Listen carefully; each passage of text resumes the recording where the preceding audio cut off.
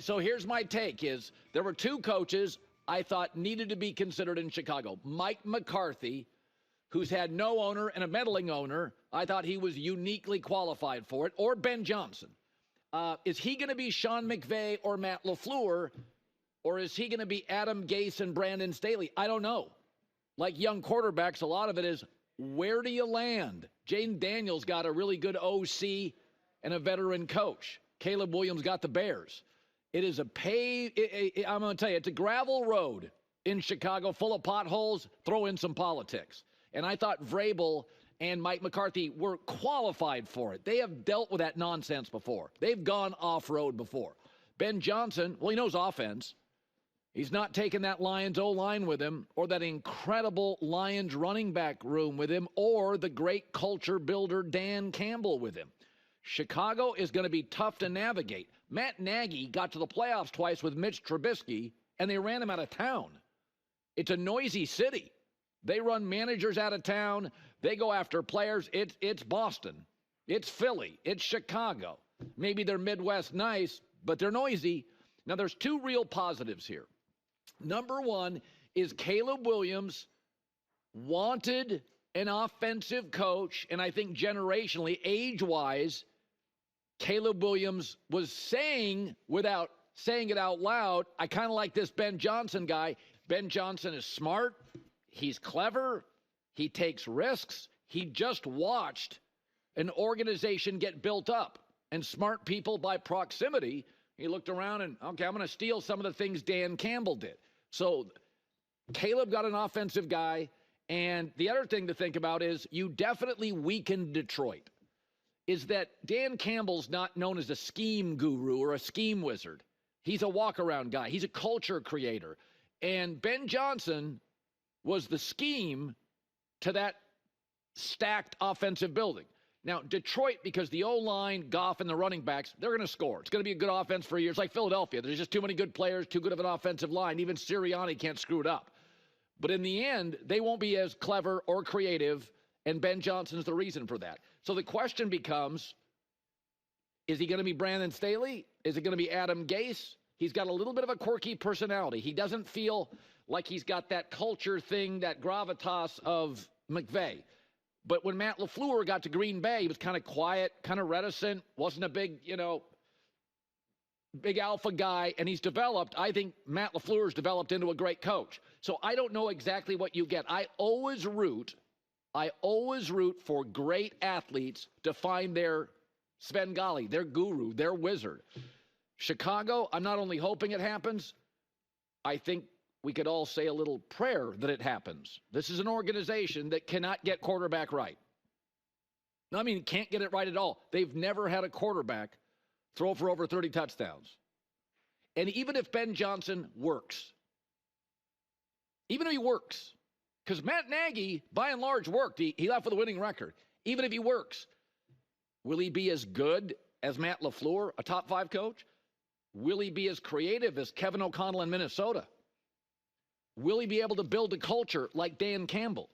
Even if he's successful, and Matt Nagy had a winning record, this division, the brain power, the cultures in this division are something else. So I'm hoping it works. All these young quarterbacks, where you land matters.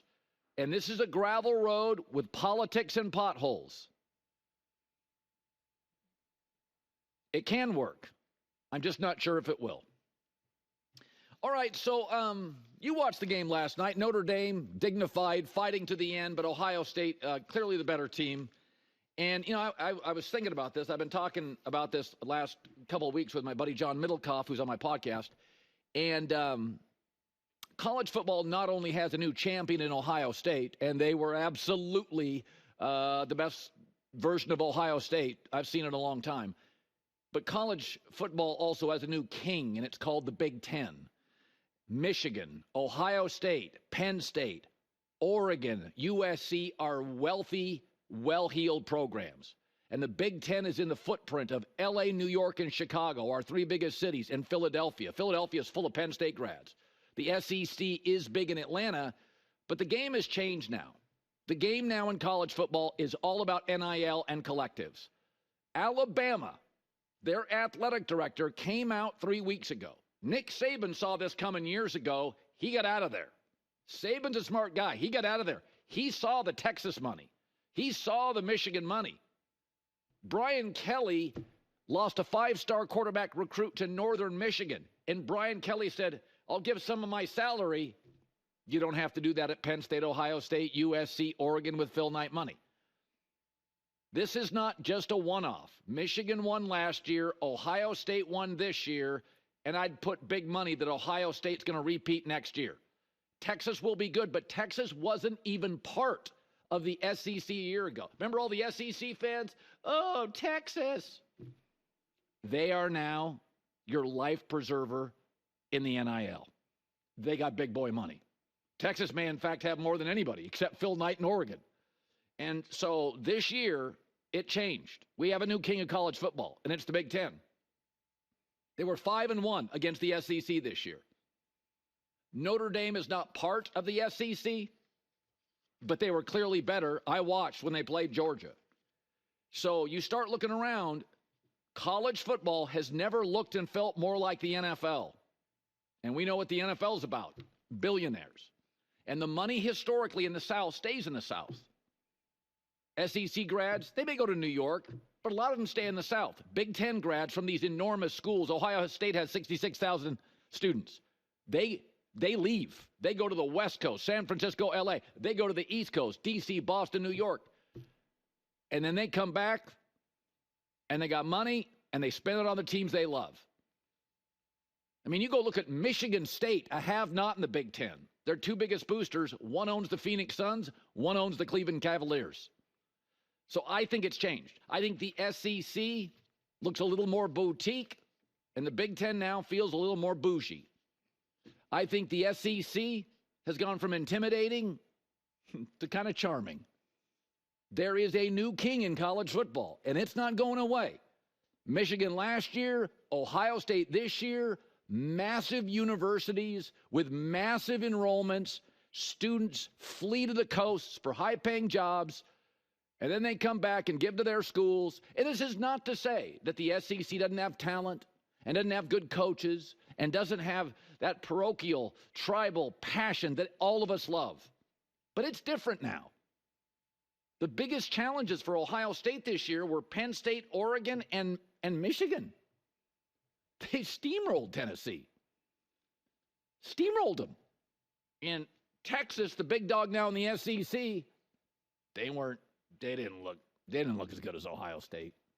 And Ohio State's two best players are coming back, and they will be the two best players, in my opinion. Jeremiah Smith and Caleb Downs will be the two best players easily in college football next year. And I talked to an NFL GM this week. He said if those guys were eligible for the draft today, and one's a freshman, Jeremiah Smith, he goes, they may go 1-2. This is not just about Ohio State. The Big Ten officially is the big dog in college football. Hey, the SEC, it was a nice run. I mean, you still go beat up on the Mountain West of the Big 12. Okay, I was just being obnoxious there. I admit I was being a little obnoxious. And the SEC is still great. I'm not saying that. But the last 2 years, you've watched the same games I've watched. Ohio State has better players. Michigan last year had better players. Penn State now, they lose a defensive end and a tight end. They're bringing almost everybody back, including a guy that will be a quarterback that gets drafted high next year. Washington in a rebuild. USC in a rebuild. Michigan, not going to look like Michigan this year. Much better. It's all changed. It's a collective. It's the NIL. It's more like the NFL. Once you come to terms with sports isn't perfect, what I love about college football this year is that Ohio State was allowed to make mistakes, just like the NFL, was allowed to lose a late season home game, is that not everybody grows at the same speed. This Ohio State team had to get punched in the forehead by Michigan at home to really galvanize the locker room and become a force that looked like they were somewhere between college and pro. I mean, Notre Dame is a really good defense, and there were times they felt helpless last night. So, listen, everybody has their run. LeBron used to dominate the NBA. So did Michael. So did the SEC. This idea, though, hey, this is just a blip on the radar. No, it's not. No, it is not. Hi, everybody. It's me, Uncle Colin. Subscribe here to get the latest from the herd, including exclusive behind-the-scenes videos and more, wherever you may be, however you may be watching. Thanks again for making us part of your day.